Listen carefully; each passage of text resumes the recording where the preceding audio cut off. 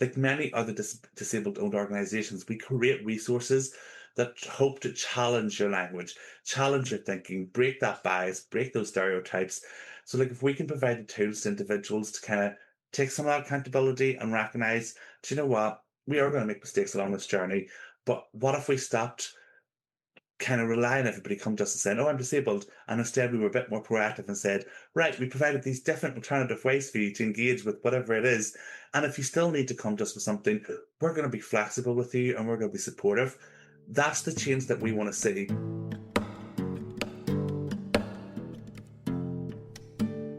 Hello and welcome to Stories Lived, Stories Told, a dialogue-driven podcast exploring how to create better social worlds through better communication.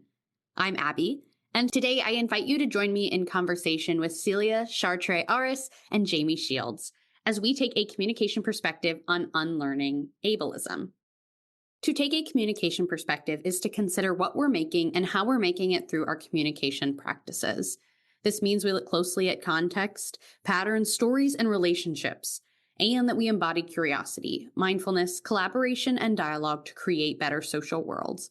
So whether the topic of today's conversation is familiar to you or not, the hope is that using a communication perspective will reveal new ways of seeing and being for all of us. At the top of the episode, you heard one of our conversation partners today, Jamie. Jamie and Celia are the co-founders of Disabled by Society and the co-authors of Unlearning Ableism, which we're going to get to talk about more today. There's so much richness in this conversation, and I will let Jamie and Celia introduce themselves to you in just a moment. But what I would have you keep in mind going into this conversation today is how this conversation around disability, not just the conversation in this episode, but the larger conversations in our world about ableism and disability, how you're a part of those, whether you consider yourself to be disabled or not, and how you can be proactive in those conversations like Celia and Jamie are going to talk about today. So let's begin the conversation with Jamie and Celia.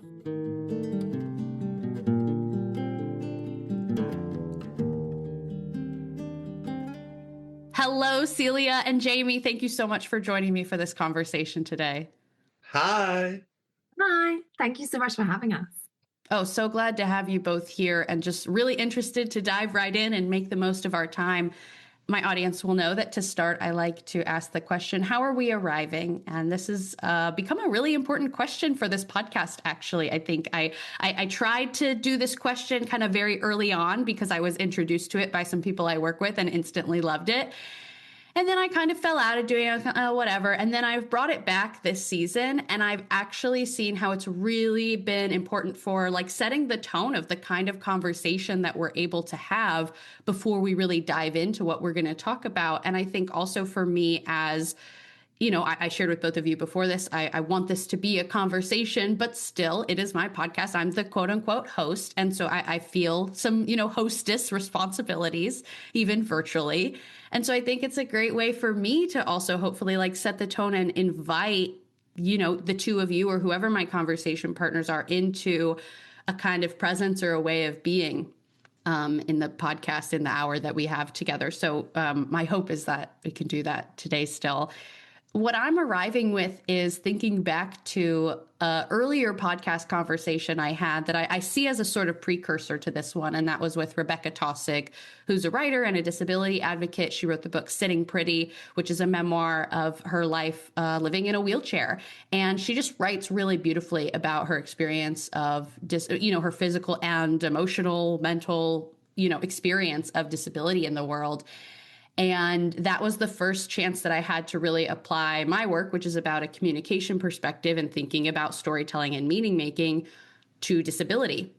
And I just saw so much richness there around the way that stories have been told about disability and the way that stories could be told about disability in a much more relational, generative way. And so then I've come across your work and say, oh, look, here's some people that are already doing that in a really beautiful way. So I'm just so excited to learn with you both today and explore these stories more. And particularly, again, going back to that idea of like invitation, which I think that my work is a lot about, is like, hey, there's great communicative tools and skills and language. that you deserve to have access to so that you can make your own communication, relationships, and social worlds better. You have that ability to do that. I see your work as being about an invitation as well to say, whether you consider yourself to be disabled or not, let us invite you into this conversation and talk about how you can be an active participant in that. So that's a lot to say. That's what I'm arriving with. Jamie, would you like to answer next how you are arriving today? Yeah, so I'm arriving probably in a really festive mood because the decorations are going up and I just love Christmas. I love the joy. I love the sense of family. I love the fact that Celia and me get to see each other in person at Christmas because we work virtually. And Celia's based in England and I'm based in the not so sunny Northern Ireland. So we get to see each other in person and really connect. So I'm arriving in a festive mood, but also freezing because winter brings the cold and winter has come. Absolutely. Yeah, we can see you wrapped up in your scarf, so we know it's true. Yep. Celia, how are you arriving? I'm going to second the festive mood. I have put my tree up. I'm not going to lie. My birthday is Christmas. Like it's people say, oh, that's the worst day to have your birthday. And I love it. I think it's a brilliant day to have your birthday. So I'm feeling festive, but I'm also feeling a sense of relief and happiness because physical copies of the book have now arrived, and to see all that work finally in something tangible all those years, and the amount of work we've done even previous to writing the book and commitments we've made and sacrifices we've made, to see it laid out like that, I'm feeling very happy and also quite overwhelmed. I think it's probably the right expression. So festive, happy, and a little bit overwhelmed. Yeah. Yeah, absolutely makes sense that all three of those can absolutely coexist. Well, thank you both for that. Let's continue with, we've got a little glimpse into who you are already, but let's have you introduce yourselves a little more. Again, just to provide that context, it's so important for me that I'm not over here reading a little bio, which that, has its place in our world of, needing a short way to introduce yourself to people. But because we have this time, it's important for me that you introduce yourself and decide what you want us to know. What is important, again, because we have limited time together. What's the story that you're telling about yourself, and what story do you want to tell about yourself to me and the people listening today? So Celia, could you please introduce yourself? On the hot seat first. So hello everybody, my name is Celia Chartres-Aris. I suppose the first thing, which is kind of the obvious thing to talk about and fuels why Jamie and I do what we do, is we both have our own lived experience with disability and health conditions and mental health. So I was born with a rare genetic abnormality. I live with multiple organ failure, and I mean, there's no skirting around it, and it makes people feel really uncomfortable, but it's not uncomfortable for me to say, I am dying, and I'm a young woman. I'm not even 30 yet, and that isn't necessarily a story that we hear all the time. But on the other side, that's what people like to focus on, but I like to focus on all the stuff that I do in my life. So I'm one half of the co-founding team of Disabled by Society, who have written the Unlearning Ableism book, shameless plug. And we're a 100% disabled owned and led organization, and we work all over the world, breaking down barriers for disabled people, educating about ableism, and transforming exclusion into inclusion.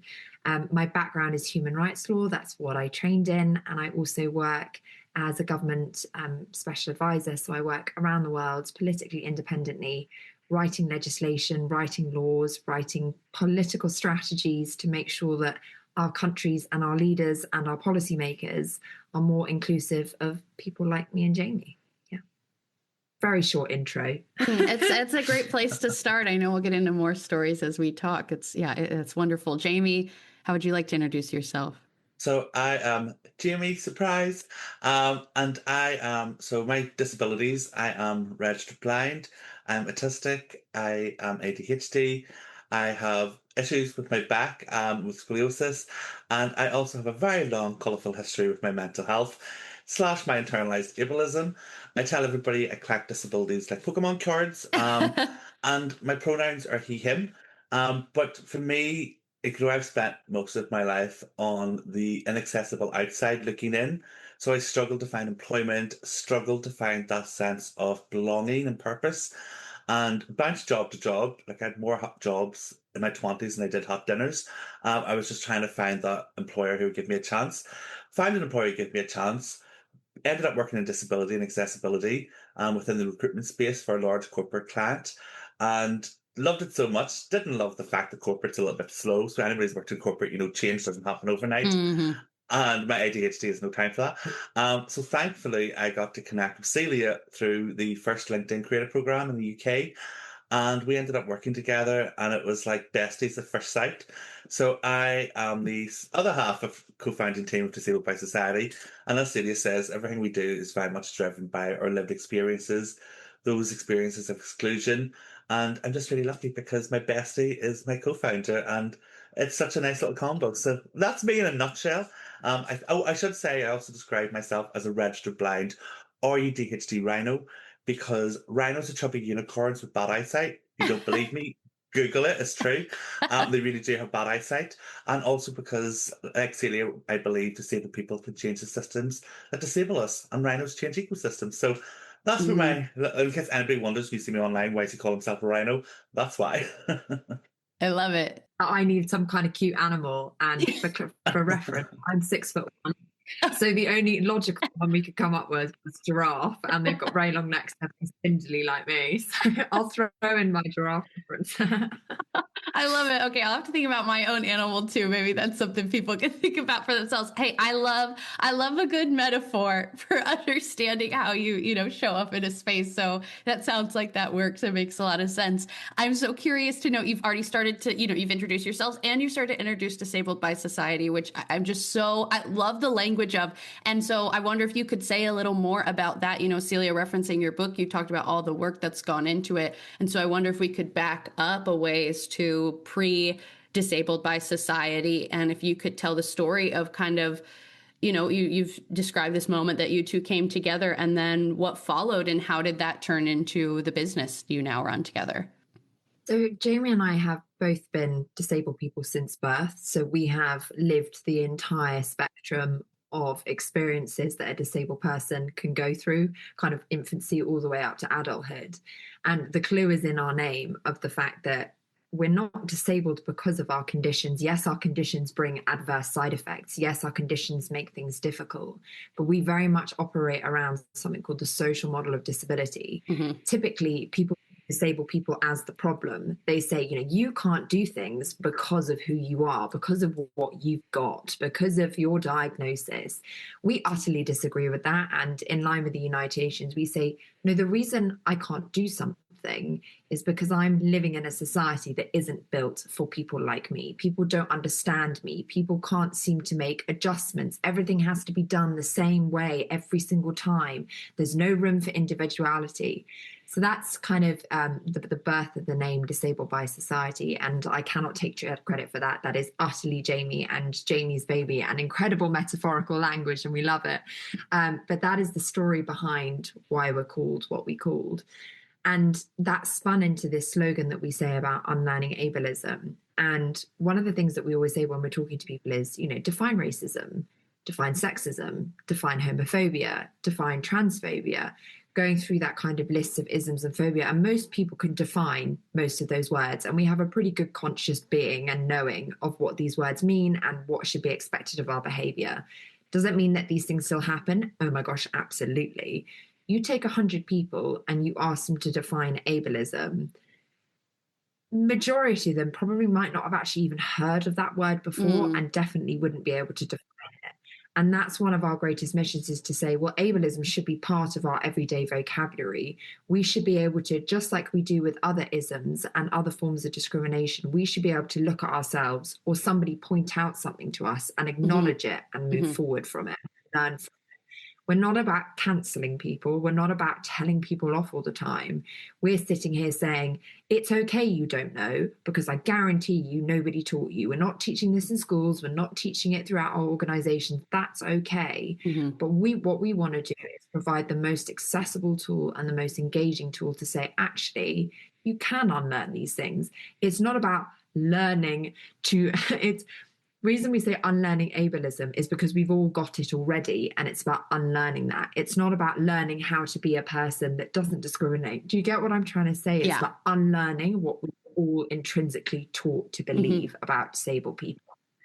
I think one of the examples that Jamie and I always give when we talk about our own lived experiences, when I talk about my health and I talk about my disability, instantly first reaction, pity and sympathy. And that's such a prime example of ableism, is that's where you go with it. That's where your mind has been programmed to see me, is to feel sorry for me, to think, oh, she's not even 30. Oh, she's so young. Gosh, her life must be so difficult. Yes, it is difficult, but I don't want your sympathy and I don't want your pity. Let's just crack on and focus on the other elements about me as a person, which I hope you also like and want to focus on. But that's such a prime example of how people intrinsically view disabled people, and as to why we've adopted this slogan of unlearning ableism. And we run by side that, make the uncomfortable comfortable. These are very uncomfortable conversations for you because you've not had them before or because you've not been exposed to them. And we want to find comfort in that uncomfortableness. Jamie, do you have anything you want to add to that? Yeah, I think as well, I think it's like Celia pretty much summed it up, which is, we can tell that we do this for a living.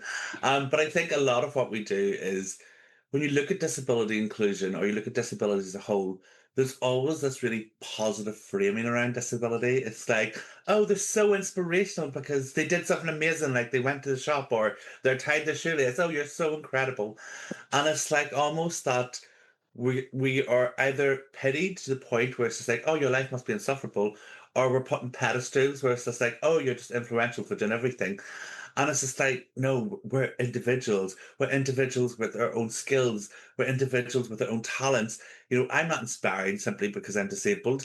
Like, I'm a hermit. Like, I really don't leave my house and my little nest. And people are like, you're inspiring. I'm like, I don't know what's inspiring about getting a snack and getting the remote to watch Real Housewives. But it's very much like we want to challenge those behaviors. And as Celia says, it really starts with unlearning, because nobody, well, I don't want to say nobody, but the very small minority gets up in the morning and says, I know what I'm going to do. I'm going to go out and intentionally offend as many disabled people as possible. That's not the case. It's just that we don't have this education, as Celia said. And equally, even those of us with the lived experience, nobody came along and gave me a handbook or a guidebook to say, here's what it means to be disabled. Here's how you self-advocate. Here's the adjustments or accommodations you're going to need.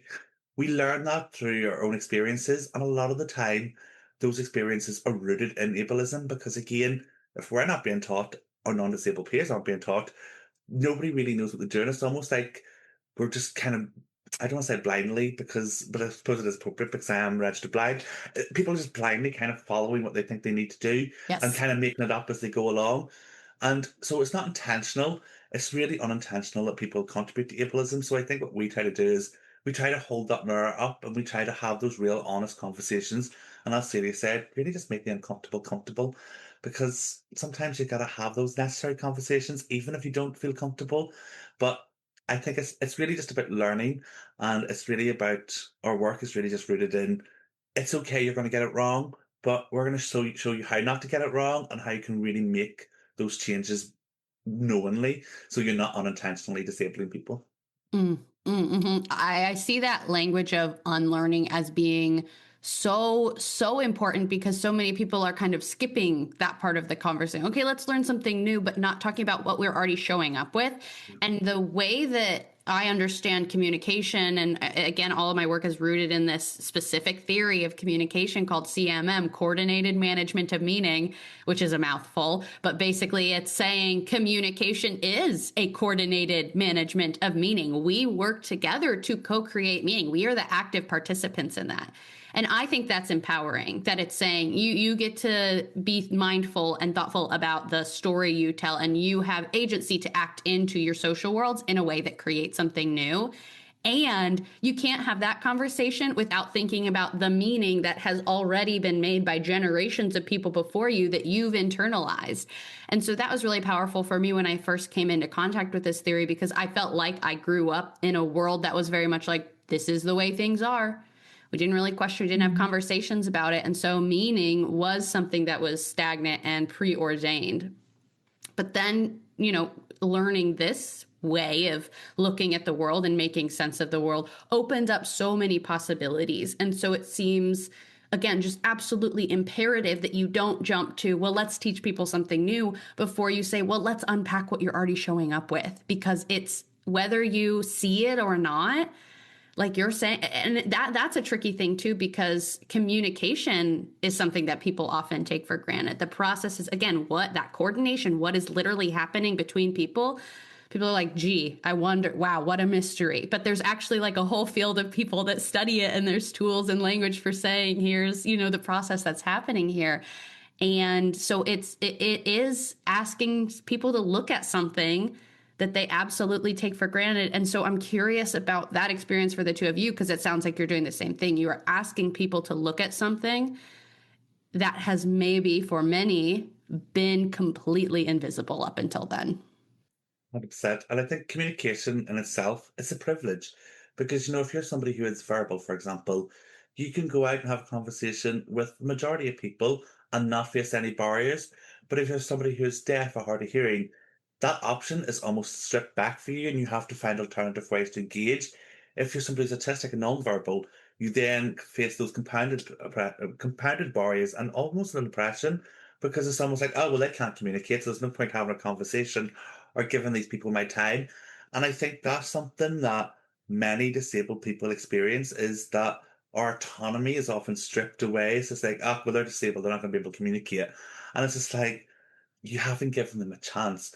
We look at communication as this really binary verbal thing, and that's really not the case at all. And I think for us as well, like me and Celia, I think me and Celia, when we met, were very open with each other about our experiences of being disabled. And sometimes being disabled is shit. It's really hard. You have nowhere to turn to. You're afraid to say the thing out loud, because if you say that thing out loud, people will suddenly get angry at you or say, oh, you can't say that, because when you look at disability in media, it's often portrayed in very ableist stereotypes, as inspirational, as I mentioned earlier, or with pity. But sometimes we need to have real conversations to say, do you know what? Actually, having to constantly self advocate is exhausting. Sometimes experiencing these barriers is absolutely shit, and you start to manifest it. So it's not just that you're experiencing this in the outside as ableism, but you then start to encounter internalized ableism, which is where you start to harbor those ideas and believe, do you know what? I shouldn't self advocate. I shouldn't speak up. I shouldn't ask for that support I need.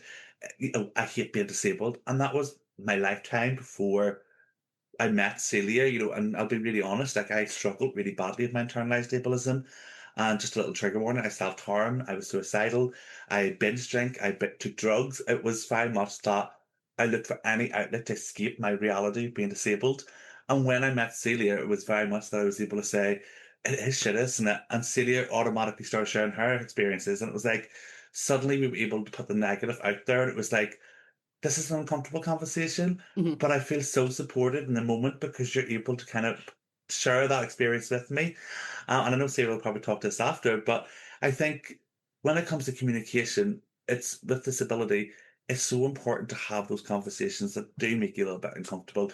That maybe saying that thing that you think you shouldn't say is sometimes the gateway to that next big thing. Because if I hadn't suddenly started talking about my experiences with my internalized ableism, my mental health, I probably wouldn't be sitting here today. It was that kind of key driving factor and that flip of the conversation that suddenly made me feel empowered to have these conversations and to advocate for those who are yet to find that empowerment. Celia, you're probably jump in here and probably do a wonderful job explaining that. No, you give me all the feels, Jamie. And Jamie's hit the nail on the head there, that there's that element of physical communication as how does one communicate with another person, and understanding there's so many layers of barriers enclosed within that for the disabled community. But it's also around what we communicate. As Jamie said, a lot of people are very uncomfortable with some of the things that we have to say. And some people kind of recoil away from it and go, oh, I don't want to talk about this. I don't want to hear it. One, because they're scared of having that conversation, because they're scared of saying the wrong thing. And I think that's a big thing that we encounter now, especially in our generation and the world that we're living in at the moment. People are so scared of consequences of saying the wrong thing that they choose to say nothing at all. And we cannot emphasize enough how much worse that situation will culminate to if people choose to stay silent, not just about disability, but about every issue that we should be discussing as our generations alive today. But as Jamie said, people get very uncomfortable with, like, if people had a kind of ear into some of the conversations that we'd have, people have fully said to our faces, oh, you shouldn't be saying things like that. You shouldn't be having those conversations. And Jamie and I sat here like, but it's my life. It's my identity and it's my experience. Who are you as an outsider to tell me I can't have that conversation? If I want to have that conversation, I'm going to have that conversation. It's about myself. But there is a massive problem within communication around disability of one, infantilization, that, I'm a grown ass adult and I still go to my doctor's appointment. And if I take someone with me, they will communicate with the person I'm with, not with me. And we're having a conversation about palliative care and end of life care. And, I'm verbal and I have that privilege of being able to communicate in the traditional sense. And still a doctor will talk to the person that I've come to the appointment with. So now I go without anybody with me because I know what's going to happen. But that is an example of the fact that whenever we're looking at communication around disability, either it's really inspirational to the point of sickening. We don't mind being called inspirational. It's lovely as long as your intention of calling us that was because you love what we do and you think what we're doing is making change, not because of who we are, but just in general, you think, hell yeah, like I support that and I love that. But you're not infantilizing us all the time, talking to us like children. And it's a massive problem that our community faces in communication. You'll see all the time as well that somebody who might be a wheelchair user or a person with short stature, and they'll instantly be kind of brought down to your level and having a conversation like you're a baby or like you're a child, because we've not been taught how to communicate with disabled people ever. That's not something we grew up with. And I sit here as a disabled person and say I've made mistakes because no one taught me. Just because I'm disabled doesn't mean I understand all disabled people. I've had to go on that learning process and that unlearning process. But communication is a massive problem with our community because people don't want to talk to us because, one, they're scared of saying the wrong thing, but also two, they don't know how, and then they end up doing it wrong anyway. Yeah. Yeah, you used a word that I think is so key there, describing what people say to you, which is shouldn't. And I think that we just box ourselves in so much with shoulds in our life. And that's, a communication specific thing, but also just like that, I think, reaches into every area of our lives and particularly disability because, and I want to say too, like when I'm talking about communication, I'm not just talking about words and everything we are doing communicates something, but you brought a great point that there's a kind of privileged way of communicating. And so again, it's just for me, a question of like, well, what do we exclude? Who do we exclude? How do we limit ourselves when we think we should do things one way and we shouldn't do things another? What if everything could be much more expansive in terms of how we invite people to engage with each other? Because like you were saying, these conversations that you're having and someone's saying, you shouldn't be having that. That's a story right there. Well, why do you think that? Like that, oh my God, tell me more about that. Why in the world would you say I shouldn't have this conversation? You are coming out of a context and, you can probably draw some conclusions of like, that person has real reasons for saying that are, again, rooted in this like internalized ableism that they themselves have. But then, why are you projecting that onto me? That is so interesting. And it is like, I imagine like a really interesting balance of feeling maybe the burden of having to advocate for yourself day in and day out and also want to, I don't know. I guess I'm really curious about that experience for you. The experience that comes to mind for me is that I was diagnosed with celiac disease 2 years ago. And that's been a huge journey for me of learning how to advocate for myself, because I go to a restaurant and I might say, is this gluten-free? And the waiter maybe kind of looks like rolls their eyes or looks annoyed, or I have to ask a bunch of questions that no one else at the table has to ask. And there's a moment where I'm like, oh, I'm taking up too much space. I'm being annoying. And then I'm like, but I'm the only one that can advocate for myself. And so I have to ask if it's cooked in a shared fryer. I have to ask if it's going to touch anything that's gluten-free. I'm going to have to ask about their policies, and I'm going to have to Google before I go to the restaurant to see what other people are saying about it. And so I, have learned to advocate for myself. And also I wish that the places I was going, the restaurants I was going to, would take it more upon themselves to be friendly to people who have celiac disease and aren't just, gluten-free as a trend, but literally I can't have that and I can't have anything that touches that or it's going to ruin my month. We have a phrase where we say proactive, not reactive. Right Mm. now, we live in a world where people are very reactive. Mm-hmm. What we're trying to instill in people and instill in communities the fact that we should be proactively thinking about others, proactively learning, proactively unlearning. Let's not wait for these bad things and these horrific situations that people are going through to respond to them. No, we Mm-hmm. should be making decisions from the point of design, getting it right. A really good example is when you see all these architectural blunders and they have to retrospectively go back and fit the right ramps and fit the right list and the right Mm-hmm. signage. And the right, so did it right the first time, we had avoided this entire situation. But I think you hit a really key point there, which Jamie and I talk about quite a lot around how exhausting, and this goes to the, oh, you shouldn't be having that conversation, how exhausting it is to constantly have to advocate for yourself.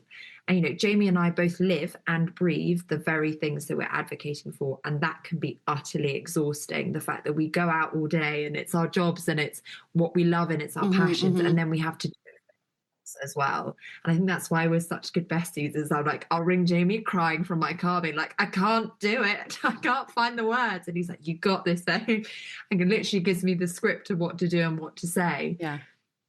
But constant level of advocacy, like, I'm going to be blunt and say I'm really tired of it. I'm tired of having the same conversations over and over again. I'm tired of having to tell people what to me is so obvious. Why would you want to exclude disabled people? We make up nearly a quarter of the global population. Why do we still keep doing this? What are you not getting? And it is that ableism in our heads, the fact that since the dawn of civilization, and in our book, we have a whole chapter on the history of disability and how our thought processes have evolved, we are seen, fight or flight, human instinct, to be weaker. We are weaker. We are dragging people down. We are, society should pick us off. Evolution should have got rid of us, and we should be getting stronger, not weaker. And that is how society sees disabled people. And that is what we have to massively unpick, because until we can unpick that, us disabled people are constantly going to be sat with that burden of self-advocacy. And every disabled person is different, and our needs are different, and what we want is different, and our interests are different. No two of us are the same. So there will always be that level of advocacy required.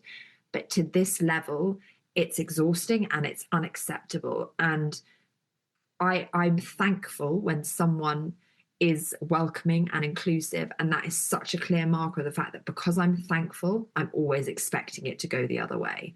And that just shows kind of the life experience of a disabled person is I'm grateful and thankful and surprised when things are actually made accessible and inclusive for me. Mm. And I think that's a massive signal of how far we have to go. Like, I walk around with a blood infusion machine on my back. I need it to survive. That is the only thing keeping me alive at the moment. And still, I say thank you to a security guard, and I go, oh my God, thank you so much. Like, you're so kind. And I do the whole spiel when they let me in a venue with my blood infusion, because I'm so surprised that they've let me do it. And that's a pretty wild thought process if you think about it. If you really strip it back and go, that someone lets you into a venue with a blood infusion machine that you need to survive. But that's how we feel as a community. That's the situation that we're in. Jamie, I waffled. Jamie, you go. Oh no, you were brilliant. As disabled people, I think we spend our life as educators. We're constantly educating, and like we're not given the tools or the guide. Back to that guide on disability, and I think that's part of the reason why we wrote a book, is because for us it was like we know what it was like to struggle. We know what was good, the bad, the inaccessible, and the internalized. And so when we were writing our book, it was very much like this is a book that a disabled person could pick up, and they could look at any chapters. There's like 15 chapters, and it dives into different areas of society, really. And they could pick up a chapter, and it would have some tips on internalized ableism, or it could have tips for asking for adjustments in the workplace. But equally, if a non-disabled person picked up that book, they would be able to read and understand and also identify the challenges that we experience, because we're constantly in that role of educator, and it's like we're almost expected to be open to constantly educating. It's like, oh well, you're disabled, you should know the answer to this question, but not just a question about yourself. I get questions that's just like, oh, what's a wheelchair user going to need? And I'm like, I don't use a wheelchair, so why are you choosing to ask me? Why don't you speak to somebody who is using a wheelchair and ask them for their experience. And so, like, this role of educator is just constant. It's exhausting, to be honest with you. And like, I think for disabled people, we should not have to constantly be that educating authority in this way. It should be, as Celia says, it shouldn't be reactive.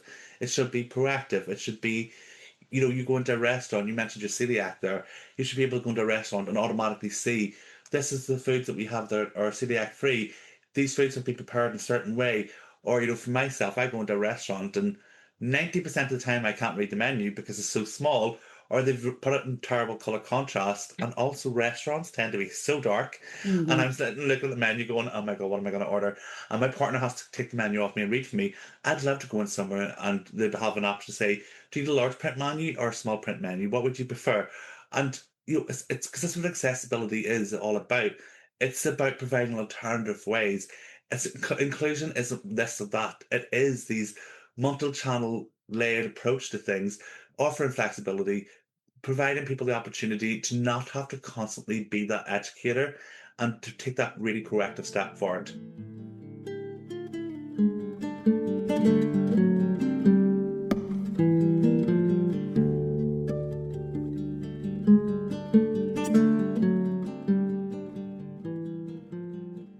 I think that, again, I'm just going back to that language of like should and shouldn't, which there's, that's like rooted in something like moral. I don't know, something like, well, who says? But, there's, I don't know, it's coming up interestingly in what I'm hearing you say, because I want to be like, oh yeah, you shouldn't have to. We should know, but I shouldn't have to advocate so hard for myself as Celia. You shouldn't have to advocate for yourself to get into a venue with what you need to literally live. You shouldn't have to advocate for yourself to be able to read a menu and do a totally normal thing.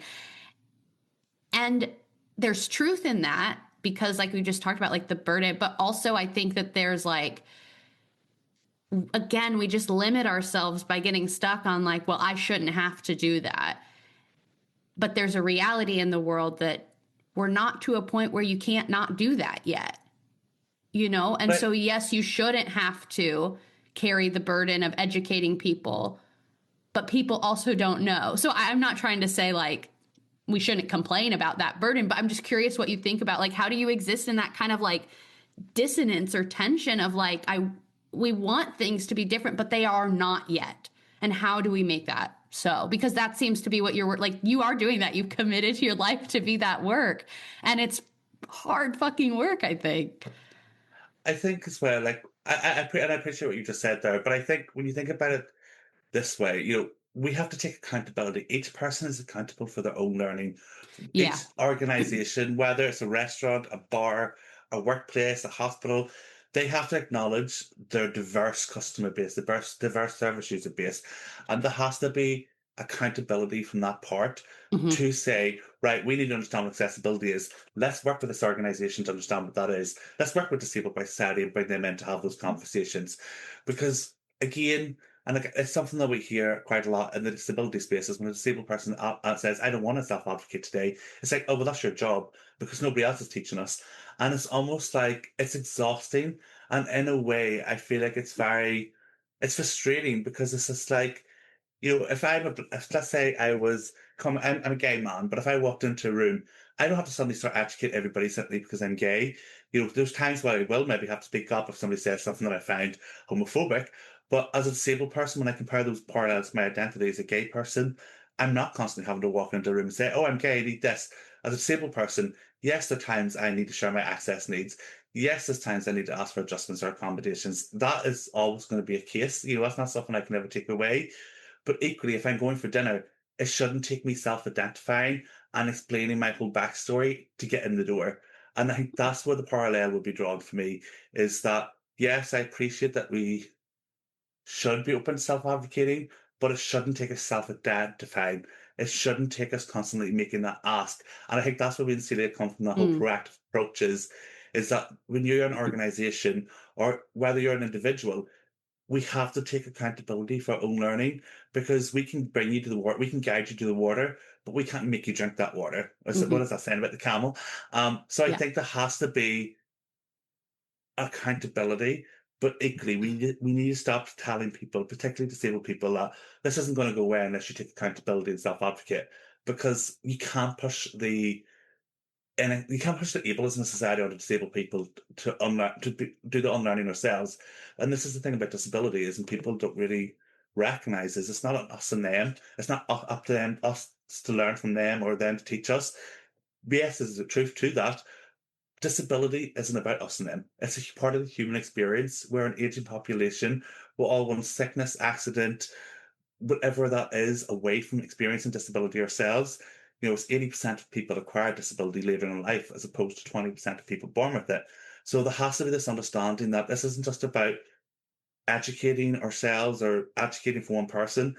We have to take that accountability, because it's going to be us one day. And if it's not you, it's your child. And would you not rather be in a position where you have taken that proactive approach to learning, to engaging with disabled organisations, to listening to that podcast, picking up that book? And I think, Celia, I'll let you come in here. No, I think you smashed it, mic drop. I think kind of one of the important things to say is that we are talking about a human rights issue. And I think people constantly go to, well, it's just a moral conversation and it's the right thing to do. And it gets very watered down in what to say.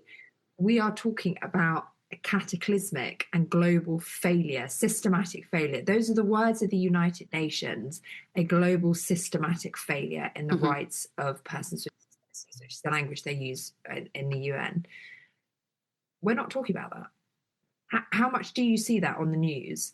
How much have you heard that, no matter what country basis you're in, whether it's the North or the global South? How often do you hear anybody talking about that? It's not spoken about, because how disabled people are treated, it's just expected. It's expected what's going to happen. And Jamie has hit the nail on the head there, where I shouldn't have equity of access, opportunity and participation on the basis of self-identification every single time. Yes, I'm going to have to self-advocate in certain situations, because I understand that there is a difference between us as individuals, but we should celebrate that difference. And that questioning process and that advocacy process shouldn't be so painful and difficult every single time. Like a prime example is the amount of forms asking someone if they need a reasonable adjustment and they're inaccessible. It's like, you've asked me if I need something extra or different, or I need something done differently, and the way you've asked me doesn't work for me. It's just this one chain after the other. And I think people think that when we experience a barrier, it's just this kind of isolated thing, and it's a one-time thing, and it's just one element. If you're thinking about somebody's story or somebody's action or somebody's process to an end goal, it's just this one little block in the middle. We have to go around it, under it, over it, whatever it may be. But it's not. It's a series of things, one after the other. And, there's so many examples that I could provide for it. And one of the reasons I wanted to work in the legal sector was I was like, well, this is a safe space. Like, this is the place where everybody's going to be so switched on and so clued up. And it's going to be so nice and easy for me. I've had job offers taken away from me when I've told them the fact that I have a long-term condition. And, this is when I hadn't received my terminal diagnosis yet, from a law firm. These are the people that are supposed to get it. And the line they used was, well, because of what you've disclosed, we don't think you'd be a good fit for our organization. These are real stories, and every single disabled person does not have enough units to count of how many experiences like that have happened. But we don't talk about it. You Google disability, you just type it into type disability in Google, and you click that news tab. All of it will be benefit fraud, or it will be a Paralympic inspiration porn. And then it will go to a negative story again of someone fraudulent the system, or somebody draining down the NHS or tax systems, or whatever it may be. Take you a good scroll before you find a story that is an accurate portrayal of disability. And that's what we have to do every single day. Every time I show up into a news space, I have to justify my reasons for being in that space. And I'm so tired of having to do that. I would like to just sit in the same space and be in the same space. And it's not about equality. Like, this is something we preach beyond anything, is there is a difference between equality and equity. We want equity. I don't want advantages over you. I don't want favors over you. I don't want to be treated with kid gloves and given really special treatment and everything handed to me on a plate. I'm just asking to be treated the same as you are, but the way I need to be treated is a little bit different. And that is okay. We are all different and we all need things doing differently. But people still see it as a favor. Like something that's so simple to other people is I can't stand for a long time. When I get to go to the front of a queue, love it, advantage, disability, yay card. Like that's one of the perks is I get to go to the front of the queue and always get the good seats. The eye rolls, the sighs, why does she get to go first? She's not a wheelchair user, she can walk. Mm-hmm. I'm just trying to attend the same thing as you are, and I can't even do that without a snide comment. And that's what's so frustrating. Yeah. Mm-hmm. Yeah. What's coming to mind as you're speaking is, again, you kind of, mentioned these levels of, this legal space and then also the interpersonal. Like, I'm just so curious about the relationship between that disability is an individual experience for every single person, and the way that people are disabled by society is a huge systemic issue. And so I'm curious about how you move between those two realities, or how you integrate those two experiences of disability to, again, what it seems like you do in all of your work and in your book is invite people to be proactive, is invite people to see things they're not seeing. And how do you manage both of the realities of the individual realities of disability and the systemic realities of disability? One of the things we're incredibly passionate about, Jamie and I both fall under this category of disability. Jamie and I's experiences, Jamie and I's health conditions could not be further apart from one another if we tried. If we had designed it, we couldn't have designed things too different and too. But we're lumped together in this one word and this one identity bracket. We are so inherent recognizing of that. And in our book, we've brought in collaborators and contributors from all over the world to share their stories and their perspectives. But when you're talking to people, and we use this phrase effective consultation, you cannot talk to one disabled person and now understand disability and understand what it means to be a disabled person. Because I sit here and recognize the fact that I live in the 14th most developed country in the world. I live in the global north. I speak, my primary language is a dominant corporate language. I'm from this, really delving down, I'm from the south of my country, which tends to be, quote unquote, a more favorable area to live because there's more opportunities. I do not represent disability. Jamie does not represent disability. All of us together are what represent disability.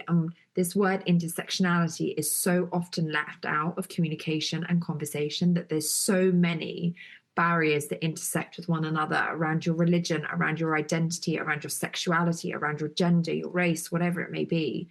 We have to put forward an accurate representation of disability. Disability is just real life. It's part of the human experience. Disability doesn't discriminate against you, whether you've got money or you have less money, what race you are, what religion you are, what country you've been born in. It doesn't discriminate. It's always going to be there. And we've made utterly sure that throughout the book and throughout our learnings and everything that we do, that we are bringing in that intersectional voice and that intersectional understanding of the barriers that face disability. We're both based in the UK, but disability isn't a UK issue. It's a global issue. Are there privileges that Jamie and I have as disabled people because we live in the UK? Absolutely. For all its faults, we have a free healthcare system. We have access to diagnosis. Is it perfect? Absolutely not. But is it much, much better and much more accessible than other parts of the world? Absolutely. And we recognize that and we acknowledge that. But, the UN figure is that 17% of the world identifies as disabled. And even the UN say that figure is not accurate because you look at countries that don't have a healthcare system and there is no process of and treatment. Those individuals are not being classed in these statistical elements. Disability is one of the most diverse minority groups. And I don't like saying that because I don't believe we are a minority group. Here in the UK, we're 1 in 4. To me, that's not a minority anymore. We're tipping on that majority voice. But we're still seen as the underdogs, and we're still seen as the last thing that you talk about, and we're still seen as second choice. And that's so incredibly frustrating. And even now, my internalized ableism is going where I'm sat here thinking, well, don't come across angry. Don't come across like the pissed off disabled woman, because that's going to turn people off. And that voice is playing in my head right now because my entire life I've had to make myself as consumable as possible. And so many disabled say to you, you know, I'm really funny and I'm quite outgoing and I have a big personality and I like making people laugh. The reason a lot of us do that is because we're trying to compensate for worrying about being the one that people don't like and people don't want to. So we kind of make ourselves likable as possible. But I just think that's so interesting, at the fact that even within our own community, how we represent ourselves is so sometimes influenced by how people are representing us on behalf of ourselves. Yeah. And we think as well, you know, when it comes to disability, as it says, disability is infinitely diverse. Like we all have privileges. You know, I have privileges over, I'm white, I'm a male, I'm based in Northern Ireland, part of the UK. There's so much privilege that each of us hold. And I think even within the disability space, when you mention the word privilege, it's like suddenly people's guards go up. But it's just like, well, I don't have privileges. I'm disabled. And it's just like, yeah, but you have privilege of sight that somebody who does not have sight has. Your privilege of speaking that somebody else does not. There's so many privileges and layers to privilege that when we talk about it, it's a necessity for us to understand that, are we going to make something that's totally inclusive and accessible to every single disabled person? And the answer is no, because like when you look at accessibility, people see accessibility as this end destination, when actually there's no one way to be accessible. Accessibility isn't a destination, it's actually the journey. And this is where things like universal design come in. You know, if you're throwing an event and you're inviting lots of diverse disabled people to that event, it's thinking about, right, how can we provide this invitation in different ways, accessible formats? Well, one, we can send a written event invitation. Two, we could create an easy read version of the event invitation. Three, we could do a video. Four, we could do a voiceover for it. Five, we could do a sign interpretation for it. You know, it's really thinking about, you know, because universal design is about designing things to be as accessible as possible. It's really thinking, and accessibility is about providing these alternative ways. So really, I think when it comes to, I think Celia spoke really well about the individual experience of disability and not ableism. But when it comes to unlearning ableism society, it's really about creating spaces where everybody has the chance to participate. And even if you've designed something and you provided different alternatives for people to engage with, it's recognizing that actually, do you know what? Somebody may still need that little bit more support, and being flexible and being open to making change, because like, we're not going to unlearn ableism in our lifetime. Like I would love to sit here today and say our book that we've written and poured our hearts and souls into with the contributors, there's 37 of them in total, that it's going to be the magic key and that's it, we're all done with ableism. That's never the case. Me and Celia's jobs, like many people within the disabled space, sorry, hiccups, within the disabled space, is to make ourselves redundant. But like I don't see that happen in my lifetime. I have nephews who have the same eyesight condition as me, which is ocular albinism with astigmatism, which is a really fancy way of saying I'm the same as an albino, and I have pigmentation, and my eyes go for uncontrolled walks. But my nephews have the same condition, and I look at them and I'm like, if the work that we can do today will maybe spark a different kind of conversation, or will spark people to understand accessibility and universal design a little bit more and start to really open themselves up to taking accountability, then I've done a good job in my lifetime. He'll then have a little bit of an easier time. I don't think it'll ever end in his lifetime. I think this is the things about systems and power. Like if we look at racism, classism, sexism, those systems still very much exist across society. And it's not about being able to break them overnight, because that's physically impossible. And if we did, I will come back onto your podcast and eat my shorts, as Bart Simpson says. It's never going to happen.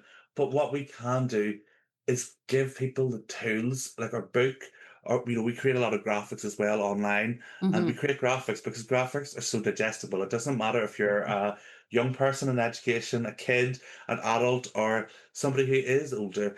A graphic is such a great way to digest information. And so we create those resources, we create policy papers. Like many other disabled owned organizations, we create resources that hope to challenge your language, challenge your thinking, break that bias, break those stereotypes. So, like, if we can provide the tools to individuals to kind of take some of that accountability and recognize, do you know what? we are going to make mistakes along this journey. But what if we stopped kind of rely on everybody come just and saying, "Oh, I'm disabled," and instead we were a bit more proactive and said, "Right, we provided these different alternative ways for you to engage with whatever it is, and if you still need to come just with something, we're going to be flexible with you and we're going to be supportive." That's the change that we want to see. Yes, it'd be lovely to, as I said, dismantle ableism, but you can't disable one system of power. Ableism will exist as long as sexism exists. Sexism will exist as long as ableism and those other forms like racism, sexism, classism, Mhm. as long as these systems are operating, we will continue to be the way that we are. But these systems also exist because of society and the way our society is built. We're a capitalist society, and these systems thrive Mhm. on that. So, how do you break a system, overturn it? I have no bloody idea, but I do know that we will go blue in the face to try to make our work redundant Yeah. and to try to be the change. And even if we impact one person or we impact thousands of people, which I think we have impacted quite a few people, and that's not one person, but Mhm. if our Mhm. book can make that change, then I think me and Celia can smile and be happy. And it's our legacy is let's just leave this tool here. And it'll not be our first book, it'll not be our last, but it's the start of this change that we want to see. Yeah, I'm so glad for what you've introduced here of like just this reminder of like there's not one way to be disabled and there's not one way to be accessible. And I think that the complexity of that is really challenging for a lot of people who don't have the tools. I think that that's why it's, the work that you're doing is so important because it's about saying, hey, let's acknowledge the stories that you're showing up with have created internalized ableism. What this is a question of let's give you tools to overcome that so that those moments of discomfort when Celia is feeling angry and wanting to just rant and rave about the experience she's having, so that when people feel maybe uncomfortable about that, they have the tools to lean into that discomfort rather than to throw it back on you as like, well, you shouldn't be making me uncomfortable. But, oh, there's discomfort here. And this is a moment to learn and grow. And I think that that's what's important to me about the communication perspective I work with is that the theory is really complex, and it really has to be if it wants to say anything real about a very complex social world. Relationships are complex, communication is complex. And so for me, it's that exact same thing that it's about giving people the tools to navigate a very complex social world rather than defaulting into, ooh, I met with something complex, I need to oversimplify it to make sense of it in my very limited lens of how I'm making meaning. Instead of, again, like asking people to, equipping people to be able to lean into the complexity of the realities of identities like disability and ability. And like you said, I think that's so important. That's like, it's not us or them. It's any of us could become disabled at any moment if we're not already. And so it is not, oh, that's not for me to worry about. It should be something that everybody is a part of. So as we're kind of wrapping up here, I feel like I could talk to the two of you forever, and I'm so grateful for what you've already shared.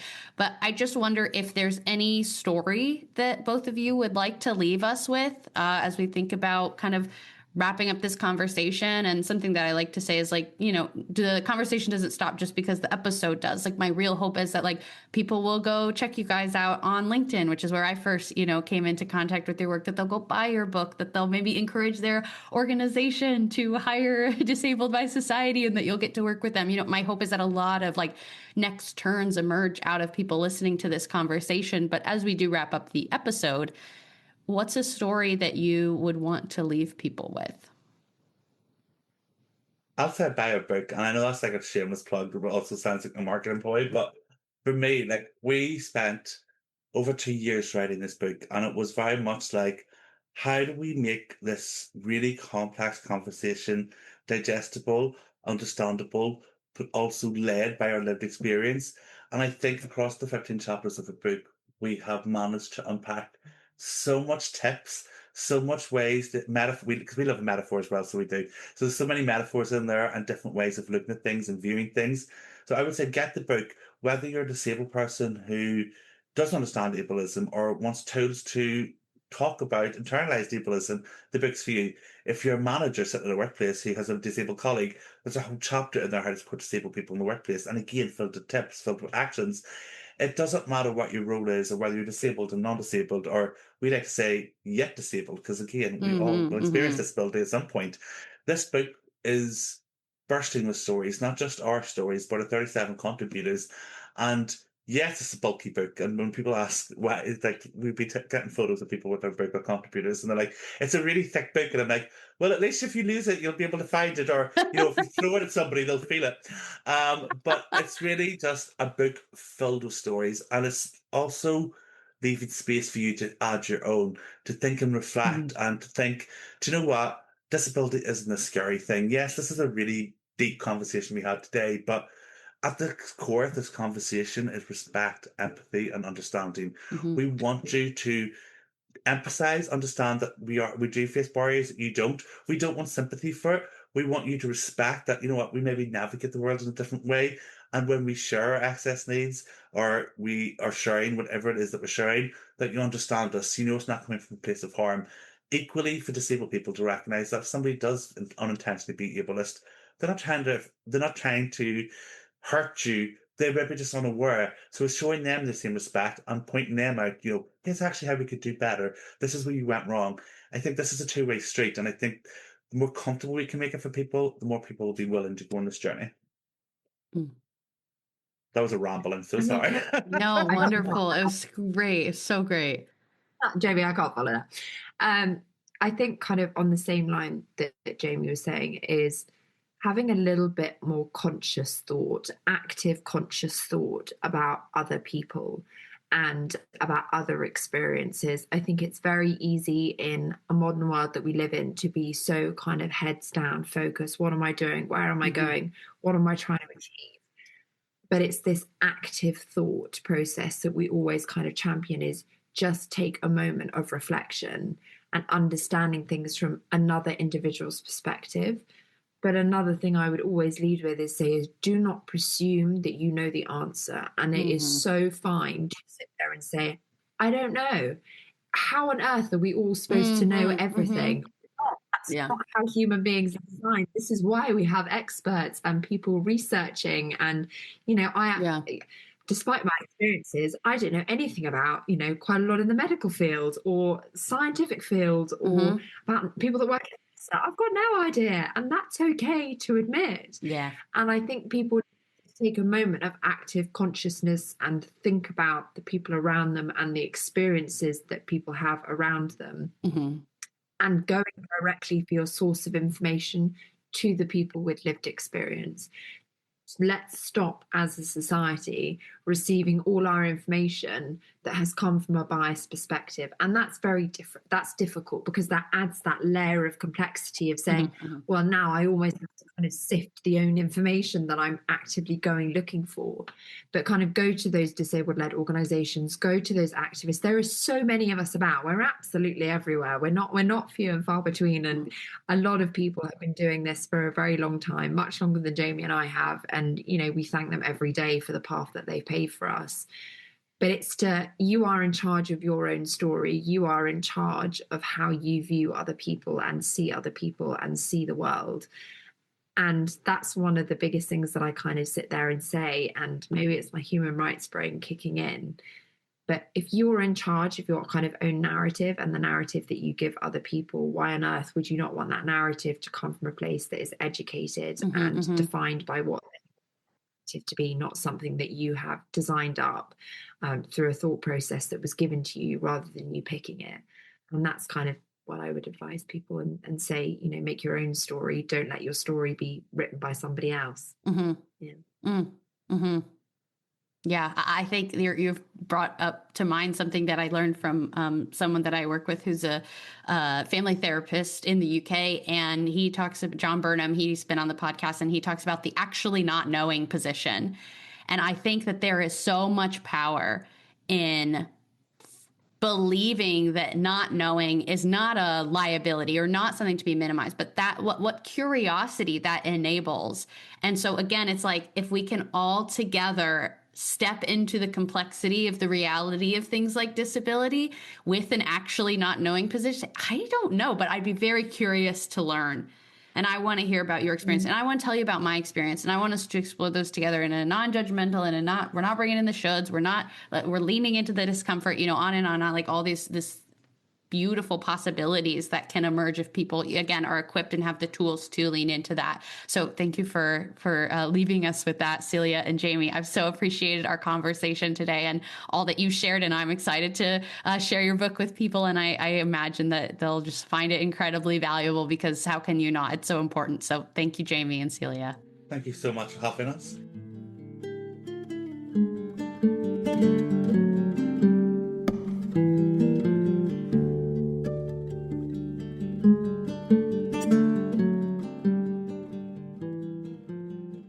Okay, that is all for today's episode. But remember, the conversation doesn't stop just because the episode does. There are so many ways to stay in dialogue. First, you're always welcome to reach out to me to share your reflections, questions, and ideas. There are also a number of online spaces where you can comment, including the Stories Lived, Stories Told Instagram and the CMM Institute Substack. Links to all these places to connect are in the show notes. If you want to stay up to date, a couple things you can do are follow the show wherever you listen, leave a rating and review, share this episode with someone you want to invite into the conversation, and subscribe to the CMM Institute Substack to get every episode right in your inbox. Stories Lived, Stories Told is an initiative of the CMM Institute for Personal and Social Evolution. You can learn more about the CMM Institute and our other initiatives, including our other podcast, Cosmo Parenting, and all our free Cosmo activities, as well as Cosmopolis 2045. There's also the CMM Institute Fellowship and the CMM Institute Press. We have so many great resources that we are so excited to share. Again, links to all of that can be found in the show notes. Thank you for showing up. Thank you for being curious, and thank you for being a part of this story. I'm Abbie, and this has been Stories Lived, Stories Told.